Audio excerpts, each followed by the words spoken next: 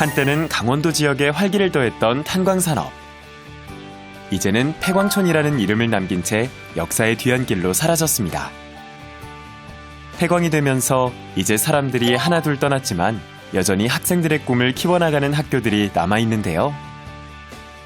폐광촌이라는 말을 들으면 부정적인 그런 이미지가 조금 느껴져서 내가 우물 안에 개구리 같고 사교육 환경도 사실 다른 지역보다 열악한 것도 사실이고 때로는 한계가 느껴지는 폐광 지역의 벽을 허물기 위해 그동안 학생들을 위한 노력들을 이어왔는데요.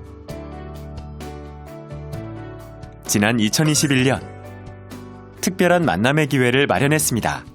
폐광 지역 출신 대학생과 청소년들이 모인 건데요. 멘토링 장학은 강원 폐광 지역 출신 대학생인 하이생과 같은 강원 지역 청소년인 하이디가 참여하는 멘토링 장학 프로그램으로 학생들은 지역 멘토링 장학생이 되어 약 1년간 함께 활동을 이어갑니다. 멘토링 장학 프로그램은 폐광 지역 출신의 대학생과 청소년, 사회인 멘토가 배움을 나누는 방식인데요. 이를 통해 지역의 선순환 구조를 이끌어내죠.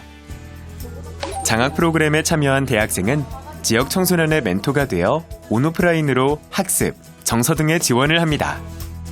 고향 후배들에게 선생님이라고 불리고 나니까 무게가 굉장히 달라졌다라고 하는 생각이 듭니다. 제 꿈을 확실하게 잡을 수 있었던 것 같아요. 길다면 길고 짧다면 짧은 1년.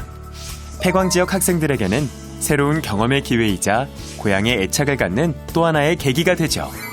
그 폐광 지역에서 되게 다양한 사업을 많이 한단 말이에요. 특별한 경험을 안겨줄 수 있지 않나 싶습니다. 멘토링으로 함께한 강원도 폐광 지역 학생들의 지난 2021년은 어떤 모습이었을까요?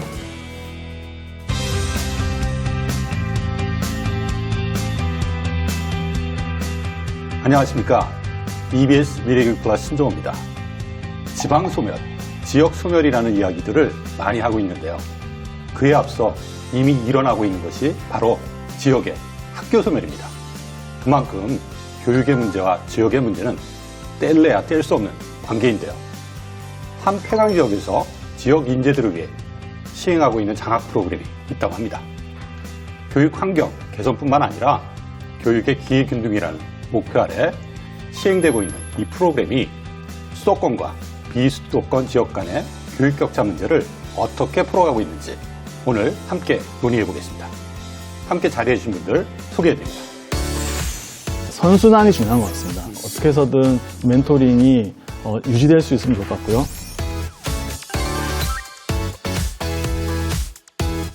지역의 교육 문제를 해결하는데 멘토링 프로그램이 큰 역할을 하고 있다라고 생각을 하고 있습니다. 확장이 됐으면 좋겠어요. 더 다른 기업으로, 더 다른 지역사회로.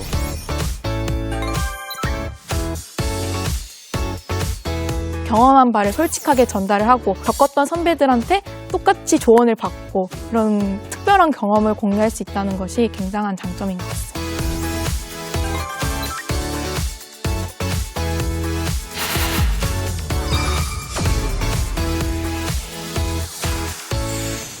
저희가 작년에 제일 많이 언급한 게 교육 격차잖아요. 그렇죠, 그렇죠. 이 교육부에서 기초학력 미달 관련해서 조사를 해봤더니 수도권은 그 기초학력 미달 학생이 10%에서 한 11%, 거의 뭐 차이가 없는데 지방의 경우에는 15%에서 한 18%?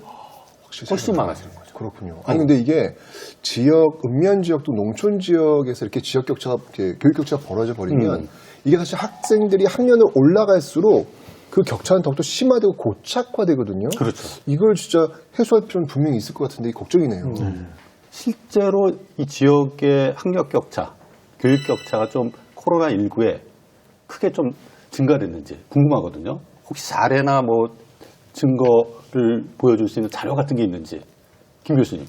하나는 고등학교 진학 양상인 것 같습니다. 물론 이제 논란거리는 있지만 자사고 진학이 사실은 대학 진학을 위한 어떤 중요한 징검다리가 되지 않습니까? 그렇죠. 그래서 그 통계를 한번 보고 싶은데요.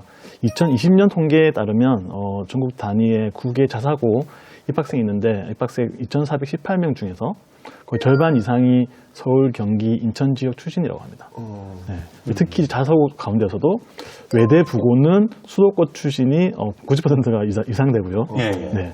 민사고는 79.7%, 거의 80%에 육박하는 수치를 보이고 있습니다. 이 자사고 진학만 보더라도 교육적 격차가 크다라고 생각할 수 있을 것 같고요. 또 다른 증거는 그 행정적인 측면에서 교육경비 보조금이라는 게 있는데요. 전체 교육 관련 지원 예산에서 지방자치단체에서 교육경비 보조금의 어떤 기준을 한번 제가 봤습니다. 예. 네, 이게 교육경비 보조금은 지방자치단체에서 학교에 직접적으로 지원할 수 있는 그런 보조금 얘기하는 거거든요. 그래서 학교에 어떤 뭐 환경을 개선한다든지 교육 여건을 이제 좀 좋게 하는 데 쓰이는 돈을 이제 보조금이라고 하는데, 그 보조금의 양상을 보면 이제 광역시 같은 경우에는 보통 한 4%에서 5%를 구성되어 있습니다. 근데 이제 강원 지역이나 전남의 경우에는 21%, 16% 이렇게 되거든요. 근데 표면적으로 보면 이렇습니다. 그러면 강원 지역이나 전남 지역에서 굉장히 학교에 신경을 많이 쓰고 있구나. 지방자치단체에서 돈을 많이 투여를 해서 교육 환경을 개선하기 위해서 노력하고 있구나라고 생각할 수 있겠는데요. 네. 그런데 이제 반대로 생각해 보면 민간 자본이 그만큼 덜 들어온다라고 얘기할 수 있습니다. 민간 자본이 교육에 들어온 어떤 비중이 적기 때문에 그 적은 부분을 이제 공적인 부분에서 채워주고 있다라고 생각할 수 있는 거거든요. 예. 그 얘기는 다시 얘기하면 정말로 특히 지역 부분에서 교육에 대한 어떤 교육 투자가 굉장히 차이가 크다라고 볼 수 있을 것 같습니다. 예. 안기태 팀장님.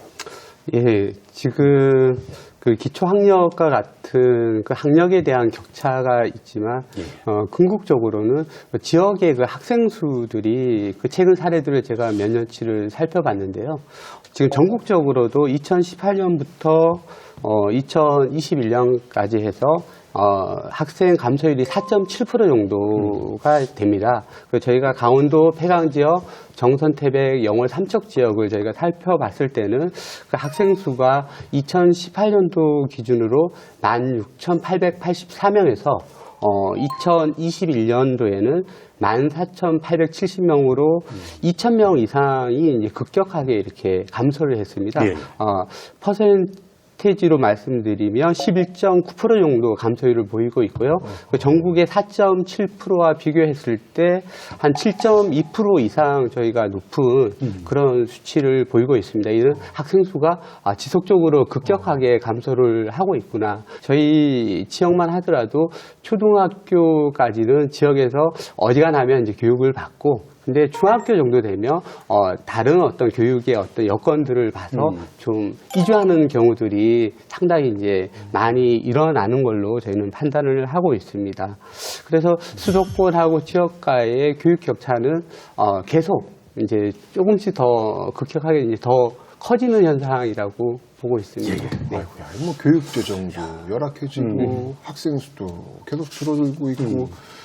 아니, 뭔가 이렇게 악순환이 지금 계속 돌고 있다는 그렇죠. 어떤 그런 느낌이 드는데, 그, 여희진 학생 지금 대학생이잖아요. 네. 근데 사실 뭐 지방에 있는 각 지역마다 다 이게 어려운 점들이 각각은 있어요. 네. 근데 일단 지금 강원도에서 중고등학교를 보내셨다면서요. 네, 맞습니다. 그런데 그 중고등학교 지금 그리고 대학생이 될 때까지 그 과정을 거치면서 혹시 자신이 느꼈던 교육 격차? 나 이럴 때 좀 속상했어. 뭐 이런 게 있다면 언제 그런 걸 느껴요? 제가 가장 속상했던 거는 네, 제가 가장 크게 느꼈던 교육 격차는 도시 학생들과 좀 학력 수준의 차이가 난다는 것입니다. 좀 도시에 비해서 사실 사교육을 선택할 수 있는 영역도 너무 부족하고요. 또 교과나 비교과 모두 학교의 도움을 통해서만 해결을 할 수 있다는 문제가 있습니다.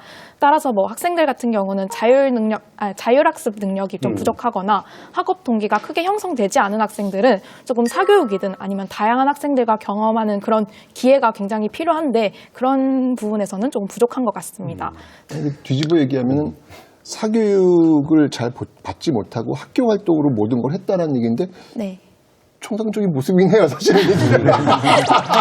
그렇죠. 이게 가장 정상적인 모습인 한데.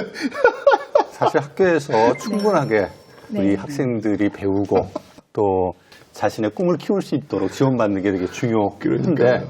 워낙 또 경쟁이 심하다 보니까 그런가 봐요. 이상의 뭔가를 자꾸 원하잖아요. 그런가 그러니까 지역에 있다 보면 그 이상의 뭔가를 자기가 충족할 수 있는 기회가 제한돼 있다라고 그렇죠. 생각하니까 옵션이 이제 적은 거죠, 그러니까. 확실히 그 교육 격차라고 하는 이런 부분들이 커지면 커질수록 저는 이 지역 소멸에도 굉장히 큰 영향을 미칠 것 같거든요. 그렇죠. 어떻게 생각하세요, 교수님?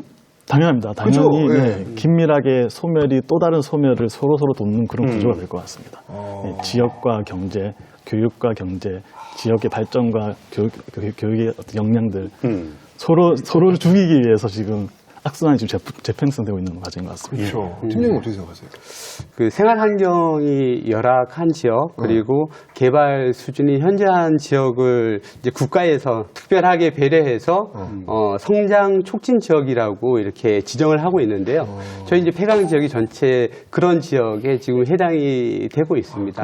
그만큼 좀 어려운 지역으로 일단 돼 있고 이 중에 교육의 어떤 그 문제들도 심각해서 그 궁극적으로 지방 소멸의 영향을 끼치고 있다라고 일단 보여집니다. 그래서 저희 지역 내에서는 이런 그 지방 소멸이나 이런 것들 이슈들이 지금 되고 있는데 특히나 교육 문제 해결을 하기 위해서 이제 다양한 이해관계들이 서로 이제 노력을 하고 있는 상황입니다. 아니, 뭐 정선도 그렇지만 뭐 태백도 그렇고 옛날에 그 우리 산업화 시대에 정말 60, 70년대 그 경제 성장을 이끌었던 엔진과도 같은 어떤 그런 곳이었잖아요. 지금은 어떻게 많이 변했죠? 기존에는 이제 탄광 중심의 지역으로 이제 탄광 지역 하면 이제 폐광 지역에서 강원도 지역이 그 중심에 있었었고요. 지금은 이제 돌아가고 있는 탄광이 3개 정도만 지금 전국에 남아 있습니다. 지금도 운영은? 예, 태백과 삼척 지역 그리고 이제 그 충북 쪽으로 알고 있는데요. 그 3개 지역에서만 지금 탄광이 지금 돌아가고 있고 이제 탄광 외에 지금 기존의 어떤 산업 기반들이 이제 강원도 같은 경우는 강강이라는 어떤 그 산업 쪽에 집중돼 있고 일반 제조와 같은 산업들은 거의 지금 없는 실정입니다. 그러니까 한쪽에 산업들이 다양하지 못하고 한쪽에 치우쳐 있는 이제 그런 상황입니다. 그렇다 보니까 그 지역의 인구들이 이제 급격하게 지금 감소를 하고 있습니다. 저희가 강원도 폐광 지역의 경우 그 석탄 1988년 쯤 석탄이 이제 강산이 잘 돌아가고 있는 시기에 한 44만 명 정도의 인구가 있었습니다. 그리고 지금 현재 인구는 19만 명으로 지금 55% 이상이 지금 이제 들어 있는 상황이고요. 특히 이제 정선 지역은 그 인구 감소 비율이 67% 이상이 됩니다. 그러다 보니까 여러 측면에서 이제 지자체가 운영할 수 있는 모든 측면에서 부족한 상황이라고 이해를 하시면 좋을 것 같습니다. 이사님도 그 탄광 지역의 교육 활동 같은 거 하시잖아요. 네. 교육 환경 어떻습니까? 지금? 저는 환경을 이제 실제 경험을 가지고 잠깐 소개를 해드리면 20년도부터 우리 이 사업을 같이 하면서 초반에는 4개 지역 그리고 전국적으로 하면 7개 지역 모든 중고등학교를 모두 방문해서 학생 추천해달라고 요청을 하고 그때 방문했던 학교 중에 몇 곳은 전교생이 10명도 안 되는 거예요. 근데 제가 깜짝 놀랐던 건 그 학교가 최근까지도 수백 명이 다닌 학교스러웠어요. 왜냐하면 엄청 크고 트랙도 있고 그렇게 시설 좋은 학교, 그렇게 큰 학교에 이제 10명밖에 안 남았다는 거는 앞에서 이미 다 얘기 나온 것처럼 학생 수가 점점 줄어들고 있고 또 당연히 교육 환경 계기로 돌아가자면 학생 수가 줄어드니 학내나 학교 밖에서 활동할 수 있는 기회도 줄어들고 기회를 찾아서 도시로 이동하게 되고 상급학교 진학이 자연스럽게 동기부여가 되고 그러니까 자꾸 줄어드는 이 악순환인 거죠. 그래서 환경 이야기하기 전에 이 악순환 고리를 먼저 깨야 되지 않을까 하는 생각을 했습니다. 심각하네요. 근데 어쨌건 간에 사실 이런 폐광 지역의 그 교육 환경을 개선하기 위한 장학 프로그램 제가 갈 때마다 듣는데 여기 이런 게 있어? 이런 이야기를 제가 의외로 많이 들었거든요. 꽤 역사가 깊더라고요. 한 2005년부터인가? 이렇게 시작된다고 하는데 어떤 프로그램들이 이렇게 많이 있어요? 일단 저희가 하고 있는 그 장학 지원 사업은 이제 멘토링 장학 사업입니다. 그래서 저희가 2008년부터 진행한 저희 회사의 대표적인 사회공헌 사업입니다. 그리고 균등한 교육기회 제공을 통한 미래 인재 육성이라는 이제 비전을 가지고 교육이 어려운 학생들한테는 안정적인 교육 기회를 제공하고자 나눔 장학이라는 사업을 진행하고 있고요. 그리고 지역의 우수한 인재들을 육성하기 위해서 키움 장학이라고 장학금 지원 제도가 있습니다. 그 장학금 지원 제도 혹시 대학교 등록금도 지원해주고 그런 거 아니었나요? 저희는 그 등록금보다는 이제 대학생들이 지역에서 서울로 왔을 때 생활하기가 참 어렵습니다. 네네네. 그러니까 생활과 학습에 필요한 비용을 쓸 수 있도록 맞아, 그 얘기 제가 들었어요. 그래서 국가에서 장학금을 받더라도 저희 맞아요, 장학금 맞아요. 별도로 받을 수 있는 그런 시스템을 가지고 있습니다. 깜짝 놀랐어요, 제가. 예. 진짜. 예, 그리고 저희는 이제 갑자기 어떤 큰 위기가 있을 때 지원할 수 있는 제도로 그 SOS 장학금 제도를 운영을 하고 있습니다. 크게 보면 세 개의 어떤 장학금 지원 체계 안에서 또 이와 별도 더불어서 저희가 그 선후배가 함께 성장하는 멘토링 프로그램을 진행하고 있고, 그리고 창의력이나 문제 해결 능력을 통해서 성장할 수 있도록 성장 지원 프로그램을 진행을 하고 있습니다. 그리고 또 진로를 이제 고민할 수 있도록 진로 지원 프로그램도 함께 지원을 해서 이제 기본적인 어떤 금전적인 지원과 성장 프로그램을 동시에 이제 종합적으로 지원하는 프로그램이라고 이해를 해주시면 될 것 같습니다. 김 교수님, 네. 지금 지역에 있는 기업이 네네. 일종의 뭐 그 지역 시설 개선과 같이 이제 사회환원 활동 같은 것들을 할 수도 있는데 네네. 뭐 학생들의 장학 사업이라든지 또 성장을 위한 뭐 프로그램 운영이라든지 이런 교육기부, 교육을 통한 사회환원을 하는 게 어떤 측면에서 좀 의미가 있는지 한번 짚어볼 필요가 있을 것 같아요. 네, 무조건 중요한 의미와 이의가 있는 것 같습니다. 네. 야, 강조 광고. 네, 무조건. 저희가 경제불평등 얘기하지 않습니까? 예. 네, 경제불평등이 자연스럽게 교육불평등으로 이제 이어지게 되는 거거든요. 그럼 그 두 개의 이제 고리를 개인이 끌어낼 수는 없습니다. 누군가가 수혈을 하든지 도움을 줘서 끊어내야 되는데 기업이 그 역할을 할 수 있는 거죠. 그 지역에 있는 기업은 그 지역에 있는 사람들에 의해서 운영되고 어떤 그 재정을 만들어내는 그런 곳이지 않습니까? 그렇죠. 지역 사람들이 공헌해서 만들어낸 어떤 곳이기 때문에 그 기업은 자연스럽게 사회에 그 자신이 만들어낸 어떤 이익이나 어떤 재정들을 사회에 환원할 필요가 있는 겁니다.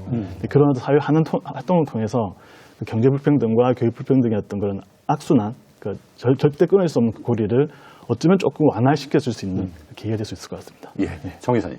저는 그 기부 사회환원 개념을 넘어서서 미래에 대한 투자라고 이야기를 하고 싶은 거예요.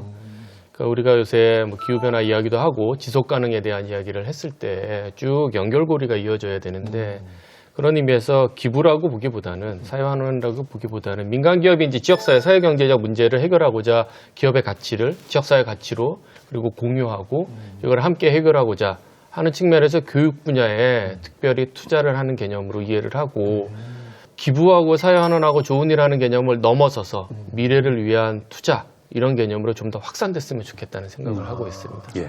그러니까 그 지역의 활성화를 위해서 좀 더 먼 안목으로 이 사업을 좀 진행해 나갔으면 좋겠다 그런 말씀이시군요. 그렇죠.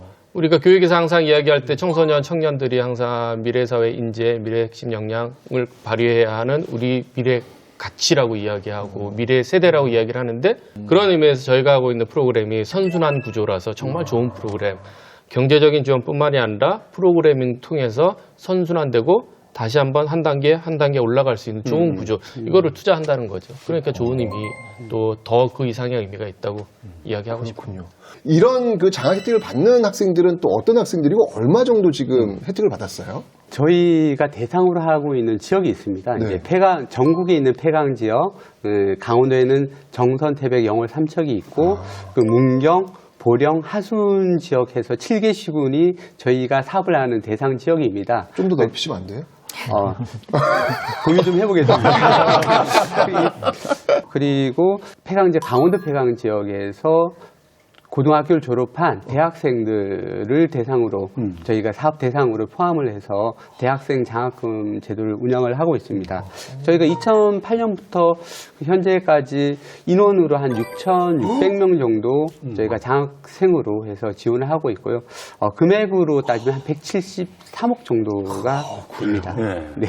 이야, 이 장학 사업뿐만 아니라 또 재단에서 그 교육 환경 개선 사업 같은 것도 하실 것 같은데 네. 사실 이 코로나19 때문에 온라인 교육이 이제 대세를 이뤘잖아요. 그러니까 우리가 그때 얘기하는 게 지역 지방의 이 디지털 환경 격차 얘기를 많이 했는데 이와 관련해서 구체적으로 이루어진 사업이 있나요? 저희가 지속 사업으로 하는 것은 아니고 이제 코로나가 처음에 이제 발생이 돼서 갑자기 학생들이 이제 그 학교에 등교를 안 하고 온라인 수업으로 전환이 되었습니다. 그러다 보니까 온라인 디지털과 관련된 어려운 친구들은 노트북이라든지 이런 것들이 전혀 없다 보니까 교육을 받을 수 있는 환경이 필요하다. 그래서 사전에 저희가 지역의 교육지원청을 일일이 방문을 해서 의견들을 여쭤봤습니다. 보니까 가장 지금 시급한 거는 뭐 다 다른 걸 떠나서 디지털 교육을 할 수 있도록 태블릿 PC와 같은 것을 지금 가장 필요하다. 그래서 그거를 저희가 바로 이제 교육을 바로 이제 해야 되니까 시급하게 해서 저희가 한 20억 규모로 해서 태블릿 PC를 사서 지역 그 7개 시군에다 전달을 하였습니다. 그러니까 다양한 사업들을 하시는데 보통 기업이 장학 사업 한다 그러면 장학금 주고 생활비 주고 이런 사업을 저는 생각하는데 멘토링 장학 사업 이거는 다른 장학 사업하고 어떻게 다른지 좀 궁금하거든요. 네, 멘토링 장학 사업은 앞에서 이제 학생들이 어떻게 선발되는지는 잠깐 언급이 되었고, 그래서 같은 지역 출신 중고등학생, 청소년들과 청년들인 대학생들을 서로 연결을 해주는 건데요. 서로 이제 멘토가 되고 멘티가 되는.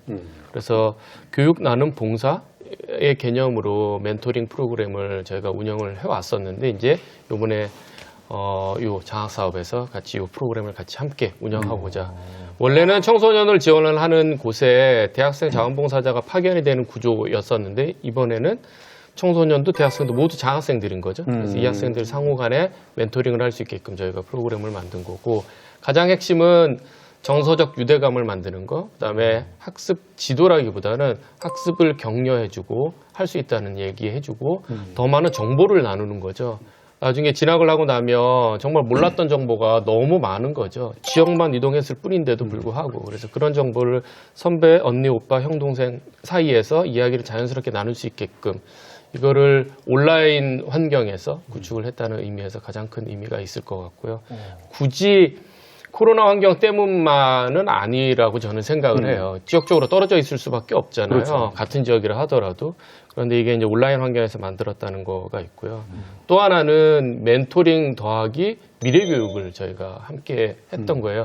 통합적으로는 다 이제 멘토링 사업인 건데, 미래 교육에서는 이제 학교에서 배울 수 없는 이야기들을 스스로 깨우치고 학습하는 동료 학습이 일어날 수 있는 프로그램을 디자인을 했던 거고, 기업에서 유행하는 디자인 싱킹 방식으로 문제 해결, 지역사회 문제를 우리 스스로 해결해보자, 이렇게 프로젝트를 같이 멘토링 방식으로 운영을 했었어요. 그래서 여기서 우리가 기대하는 거는 이제 창의력, 우리 많이 이야기 나오는 거, 그리고 또 비판적 사고, 소통 능력, 협업 능력, 이런 것들은 배우고 어디서 얻는 게 아니라 스스로 경험하면서 학습하는 거거든요. 그러니까 이런 기회를 우리가 우리 요 지역에서도, 폐강 지역에서도 함께 나누면 좋겠다고 해서 프로그램에 합류를 시켰습니다. 근데 여전히 내 질문이 하나 있어요. 실제로 지금 이야기한 것들이 학교 다닐 때 그 학교에 또 본인 스스로한테 이런 정보가 왔어요? 왔었습니다. 학교 공문 같은 거를 통해서 이런 프로그램이 있고 장학 사업이 있으니까 참여할 수 있다고 선생님들이 알려주세요. 아, 선생님들이 이런 걸 또 적극적으로 또 알려주시고? 네네. 그렇구나. 그러면 여기에 지금 멘토로 참여한 거예요? 네, 지금 참여하고 있습니다. 그 방식으로 이렇게 알아가지고 한 거예요? 어떤 방식으로 참여하게 된 거예요?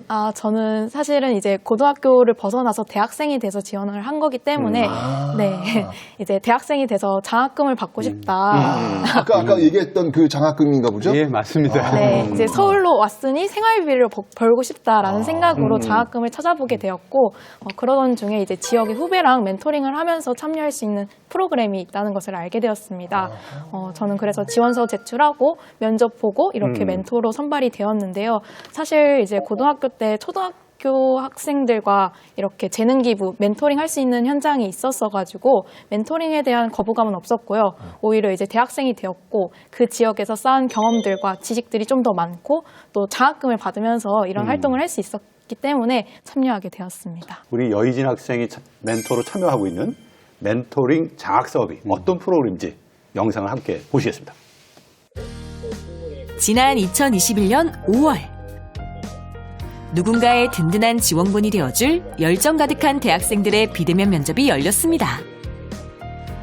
폐광 지역 학생들과 학생들에게 도움이 될 수 있는 정보 그리고 같이 꿈을 위해서 노력하는 과정을 걷고 싶고 멘토들과도 교류. 이 면접은 강원도 폐광 지역의 멘토링 장학 프로그램에서 활동할 멘토를 선발하는 자리인데요.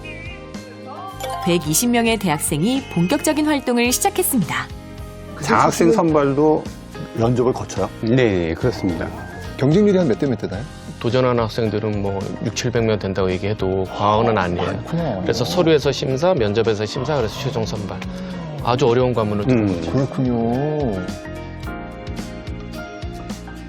합격한 멘토들은 소정의 장학금과 함께 활동을 시작하는데요. 안녕하세요. 여희진 학생도 강원도 폐광 지역의 멘토가 되었습니다. 멘토링의 지원 조건은 강원도 폐광 지역 출신 졸업생이었는데요. 여희진 멘토도 강원도 정선에서 학창 시절을 보냈죠. 대학에 진학하며 고향을 떠나 서울로 올라온 지 벌써 2년 남짓. 멘토링 장학 프로그램이 고향과의 연결고리가 되었습니다. 예빈아 안녕. 일주일 동안 잘 지냈어? 멘토링은 일주일에 4시간씩 강원도 폐광 지역의 청소년과 비대면 수업으로 진행하는데요. 한번 여기 해석해볼래? 여기 파란 줄 끄는데. 해석을 먼저 알려줄게. used to는 뭐뭐 하곤 했다. 이렇게 공부도 가르쳐요? 네, 학습 멘토링도 합니다. 아, 진짜? 네. 대박. 보통 서울 나가면 아르바이트들 많이 하잖아요. 그러니까. 근데 그 시간에 오히려 이제 지역 이것도 좋은 후배들한테 방법이네, 진짜. 활동을 하고 그 돈으로 생활하고. 그러네. 지역 장학 멘토링이 사실 정말 장기간 동안 이루어지는 거예요. 지역 출신의 아이들이다 보니까 제가 또 느끼고 또 고민했던 바를 좀 더 쉽게 풀어줄 수 있을 것 같아서. 서울에 있는 여희진 멘토의 수업은 고향인 정선에 있는 김혜빈 학생과 연결됩니다. 최근에는 주로 수능 영어 공부에 집중해 학습 습관을 잡았는데요. 서로 뭐 만날 시간이라던가 뭐 이동하는 시간 이런 거 딱히 걱정할 필요 없는 게 장점인 것 같아요. 지역 차원에서 진행하는 멘토링 장학 프로그램이라는 특징이 갖는 장점도 있습니다. 개인이 해야 하는 수업 준비의 부담을 조금 덜 수 있다는 점인데요. 저희 동료 멘토쌤들끼리 수업 자료를 서로 공유할 수 있거든요. 그래서 자기가 만든 수업 자료 중에 좀 좋은 것이 있으면 이렇게 공유하거나 저도 똑같이 도움을 받고 있습니다. 멘토링 장학 프로그램은 대학생 멘토들의 다리 역할을 합니다. 덕분에 서로의 전공과 경험이 담긴 수업 교환을 나눌 수 있는데요. 각자 담당한 지역 청소년 멘티들의 상황에 맞게 응용해 학습부터 진로, 정서 등 다양한 방면에서 도움을 주죠. 며칠 뒤 강원도 정선에서 여희진 멘토를 다시 만났습니다. 제가 오랜만에 고향 내려온 김에 하이디랑 이렇게 만나보고 싶어서 직접 멘토링하러 찾아왔어요. 오늘 대면 수업을 위해 여느 때보다 열심히 준비했다는데요. 설레는 마음으로 기다리는 건 멘티 쪽도 마찬가지죠. 늘 비대면 수업으로 보던 두 사람이 직접 만나는 건 처음인데요. 예빈아 안녕. 잘 지냈어? 안녕. 맨날 이제 줌으로만 보다가 교복 입은 것도 처음 보고. 어색함도 잠시. 고향 후배와 도란도란 이야기를 나누는 재미에 금세 거리가 좁혀집니다. 너가 입시 원서를 쓰고 하는 과정에서 너가 가고 싶은 학교도 정하는데 관심 있는 학과에 대해서 찾는 게 정말 중요해. 오늘은 대학 입시를 준비하는 김예빈 멘티를 위한 맞춤 수업을 하기로 했는데요. 폐광 지역에서 입시를 겪을 때 느꼈던 가장 큰 아쉬움은 부족한 대학 정보 문제였습니다. 그 지역 학생들의 또 맞는 전형들 뭐 이런 것들도 소개시킬 수 그게 있고. 되게 중요하거든요. 그러니까요. 예. 자기 노하우를 푸는 거야. 저는 사실 고등학교 때 가고 싶었던 학과에 대한 정보를 좀 많이 못 얻었었는데 실제 대학 와서 배우는 게 좀 다르더라고요. 그래서 예빈이는 직접 한번 찾아보고 과목 같은 것도 살펴보면서 그렇게 학과를 정했으면 하는 바람에서 보고 있습니다. 희망하는 대학교에 따라서 자기소개서가 필요한 경우도 있는데요. 역시 혼자서는 낯설고 막막한 일이죠. 너는 혹시 진행한 실험 같은 거 많이 봤지? 동아리 시간에 했어요. 아, 그래. 교과 시간에서도 적용이 된다. 라는 거를 언급할 수 있는 문장을 한 개 쓰면 좋을 것 같아. 멘티의 조언에 따라 나만의 이야기가 담긴 자기소개서를 써보며 진로에 한 걸음 다가섭니다.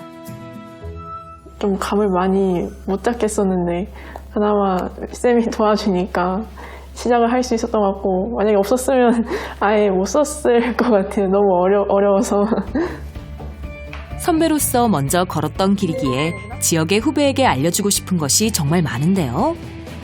우리 학과에 지원하시게 된 동기가 무엇인가요? 학과에 가서 더 많은 공부와 연구를 해서 좋은 영향을 끼치고 싶어서 지원하게 되었습니다. 대학교 입학 면접을 가상으로 체험하고 영상으로 확인하며 개선할 점들을 살펴봅니다. 너가 긴장해서 말이 안 나올 때 눈이 막 엄청 빠르게 돌아가는 게 보여가지고 멘토링 장학 프로그램으로 만난 멘토는 멘티에게 꿈을 키워나갈 수 있는 든든한 지원군이 되어주는데요. 다른 지역 멘토 선생님이 아니라 같은 지역이다 보니까 약간 언니같이 친해진 것 같아서 이 멘토링이 좋은 경험이었던 것 같아요. 대학생이 되면은 제가 출신이었던 정선 지역을 좀 많이 못 오게 될 줄 알았어요. 조금 지역사회 발전 자체에도 도움이 되지 않을까라고 생각을 했습니다. 지역에서 같이 나고 자랐다는 그 하나로 생기는 유대감이나 공감대나 뭔가 그런 것들이 너무 끈끈해서 서로가 함께 좀 같이 성장하는 그런 구조를 좀 만들고자 했던 게 저희 목표가 있었습니다. 강원도 폐광 지역이라는 공감대 속에서 서로의 힘이 되어주는 지역 멘토링 장학 프로그램. 지역에서 함께하는 따뜻한 만남입니다. 이 멘토링 장학 사업 보면서 저는 어떻게 생각을 했냐면 정말 사회적 가치를 담고 있는 장학 사업이다. 왜냐하면 옛날에는 장학금 어떤 경우에 줍니까? 공부 잘해. 그렇지. 공부 잘했다. 그렇죠. 근데 지금은 아니야. 공부가 중요한 게 아니라 자기가 갖고 있는 재능을 다른 사람하고 공유하는 것. 그래서 장학금을 주는 거니까 사회적 가치가 상당히 높은 거예요. 사실은. 이 장학 사업에 참여하는 멘토들 선발 조건이 있을 것 같아요. 너무 궁금해요, 진짜. 네. 성적 얘기를 하셨는데 예. 성적을 성적 들어가나요? 영 안 보기는 어렵고 보내. 멘토링이 이제 정서적 유대감을 만드는 것도 있지만 학습 동기를 부여해주고 격려해주고 하려면 얘기를 안 할 수가 없거든요. 그럼 나 스스로도 관심이 있어야 하고. 뭐 학점 4.0 이상 뭐 이런 겁니까? 그 정도는 아닙니다. 그 정도는 다행이다. 네. 제가 못 받게 될 수도 있어요. 이제 3.5 이상, 4.5 만점에 3.5 이상이니까 중간 이상 정도 되는 학생들. 낮지는 않네요. 3.5 이상이면은 근데 열심히 해야 돼요. 네, 맞습니다. 근데 제가 깜짝 놀란 건 약간 여담이지만 그럼에도 불구하고 아까 보셨던 것처럼 제가 경쟁이 굉장히 심한 정도로 학생들이 요새는 4.5 만점에 4.0 이상을 만드는 학생들이 꽤 많더라고요. 깜짝 놀랐습니다. 저도. 제가 좀 창피하기도 했고 어쨌든 이렇게 경쟁을 뚫고 올라온 학생들의 조건이 3.0, 3.5 이상이 되는 학생들이 일단 조건이어야 하고 또 하나의 조건이 이제 당연히 이쪽 지역 출신 지역 이 4개 강원도 4개 지역 폐광 지역의 4개 지역 고등학교를 졸업한 학생들이어야 하는 거죠. 현재 대학교 재학생이어야 할 거고 그리고 멘토링 활동에 대해서 이게 이제 또 하나의 이제 봉사 활동이잖아요. 어찌 보면.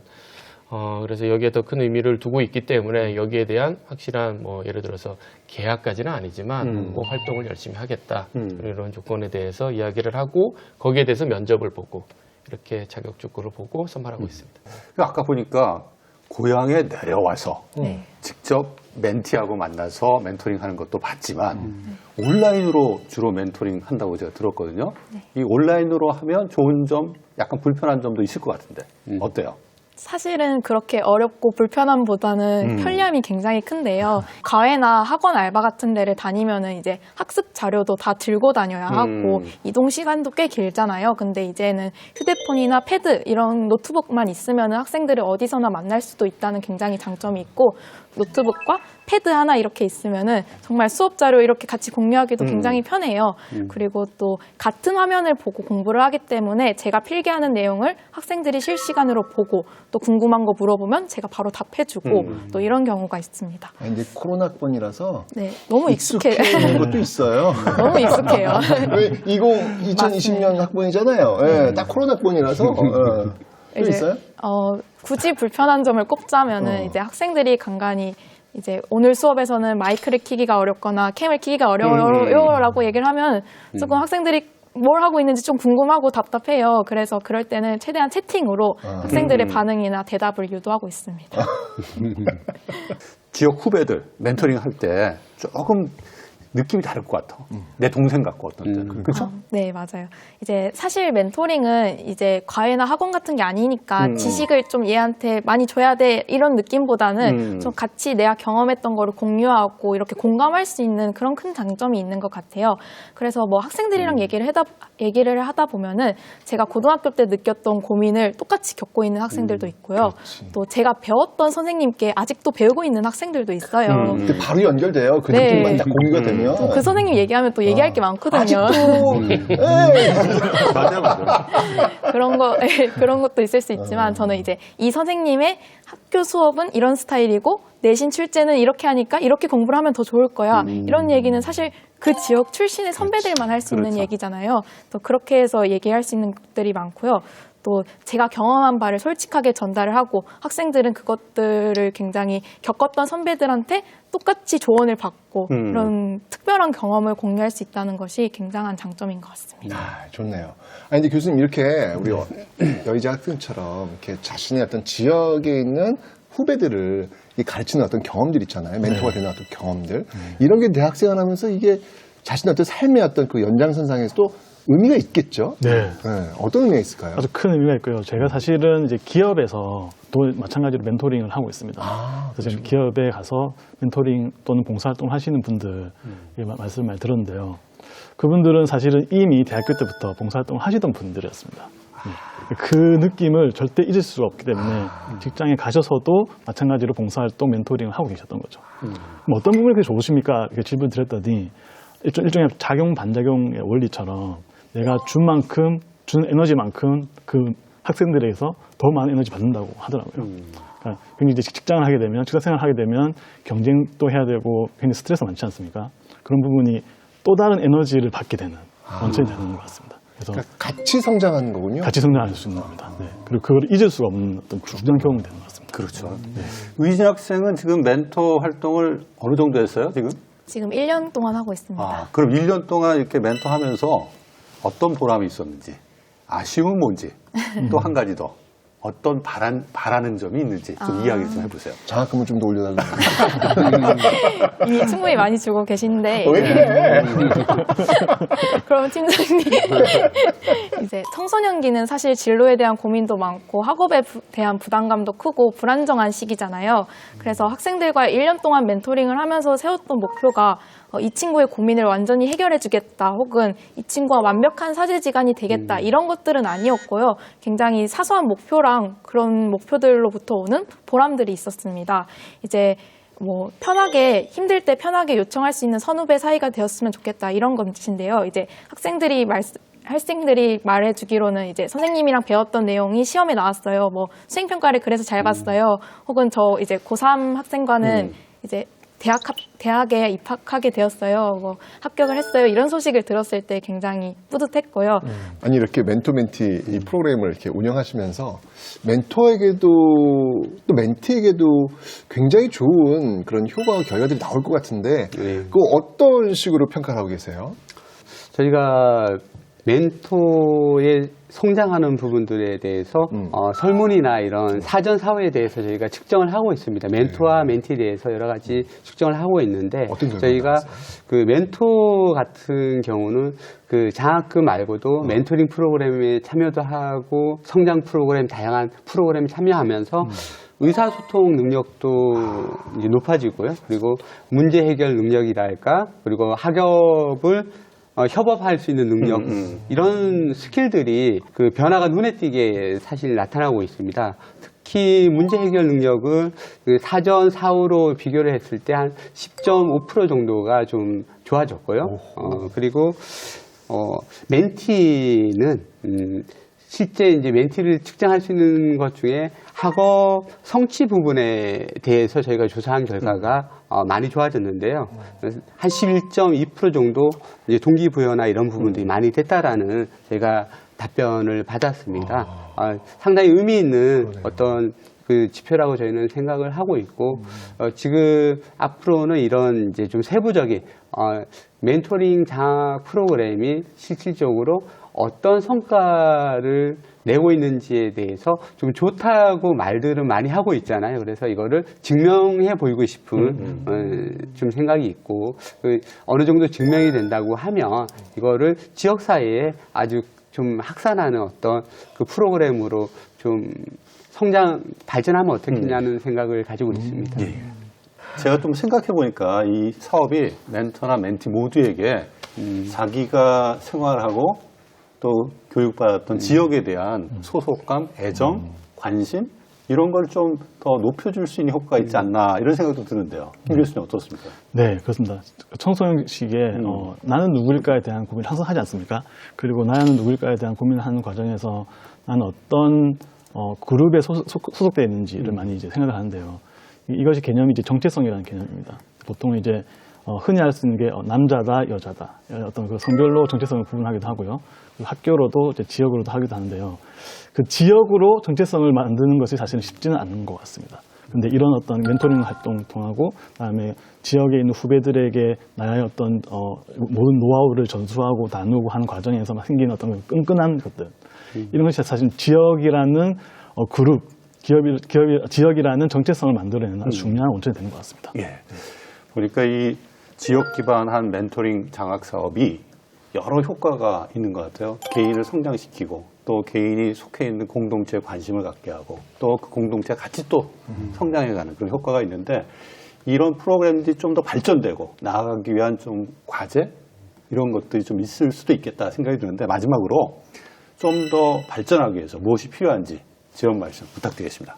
김 교수님. 네, 일단 아까 항상 나오던 얘기인데요. 선순환이 중요한 것 같습니다. 네, 그래서 어떻게 해서든 멘토링이 유지될 수 있으면 좋을 것 같고요. 역할만 달라지게 되겠죠. 그래서 멘티였던 학생이 대학생이 돼서 멘토가 되고, 멘토였던 대학생이 이제 직장에 가서 사회의 멘토가 되는 그런 어떤 선순환이 이루어지면, 이 멘토링은 더 이상 외부에서 어떤 정책이나 조치를 하지 않더라도 스스로 잘 굴러가는 굉장히 중요한 어떤 프로그램이 될 수 있을 것 같습니다. 예, 저희 지역 소멸 문제도 오늘 말씀들 해주시고 했는데, 지역의 교육 문제를 해결하는데 저희가 봤을 때 이 멘토링 프로그램이 큰 역할을 하고 있다라고 생각을 하고 있습니다. 그리고 지역 사회에서도 다양한 주체들이 지역 교육에 대한 문제 해결을 위해서 노력들을 하고 있는데요. 이런 것들이 좀 같이 공동으로 좀 결합할 수 있는 부분들을 좀 결합해서 자원들을 하나로 좀 모아서 약간 좀 다시 분배하는 형태의 협력 모델들을 좀 만들어 나가면 좋지 않겠냐, 이런 생각을 해봅니다. 네. 저는 보완보다는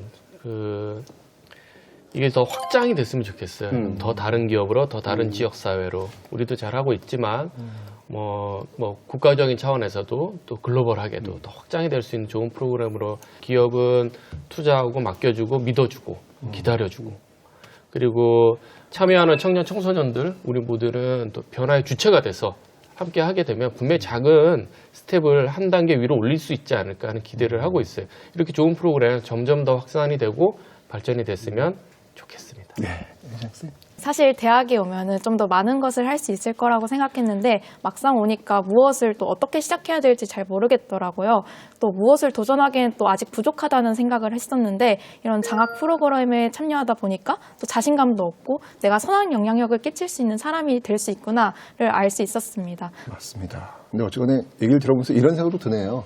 이런 지역 그 장학 프로그램들이 그러니까 일방향으로 소비되면서 소진되어 버리는 그런 결과물로 끝나는 것보다는 정말 그러한 모습들이 지역 공동체, 아까 그 경제 공동체라는 말씀도 하셨는데 그쪽으로도 좀 이렇게 다시 녹아 들어가는 그 결과물을 좀 그릴 수 있는 좀 큰 그림을 좀 더 그려봐야 되지 않을까라는 생각도 한번 해봤습니다.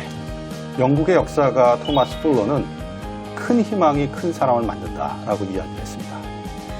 폐강 지역의 교육 희망이 되고 있는 멘토링 장학 프로그램이 지역의 교육 격차를 해소하는 역할뿐만 아니라 기업들에게도 사회 환원의 좋은 모델이 되고 있지 않나 싶습니다. 앞으로도 꾸준히 지역 인재 양성에 그 역할을 해주시길 바라면서 오늘 프로그램을 마치도록 하겠습니다. 시청해주셔서 감사합니다.